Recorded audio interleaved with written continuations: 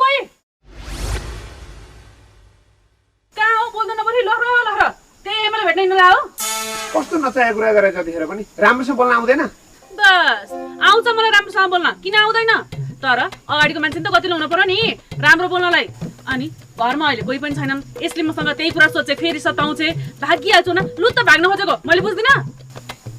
कस्तो मान्छे होला कसरी बुझाउँ म यस्तो मान्छेलाई कसरी बुझाउने नि बुझाउन सक्ने त क्षमता नि हुन पर्यो नि अनि भन नि त त्यसमा काम उम्टिनु लाग्यो म टडेलको कुरा आज जानला एउटा टडेल भेटिया छ भनेर मैले अस्ति नै भनेको थिइनँ त्यही कुरा आज जानला बोलाएको छ न अहिले जाउँ म ल ल मुन्ट्यौ काम मुन्टिन्यो तर सुन जहिले पनि जानी आउने मात्रै गर्ने हैन कामको निदो पनि गरेर आउने ल ल गए गर्छु ल हेर यो बोइ कसरी झर्केको आजसम्म मसँग ठाडो बोतलले नबोलेको मान्छे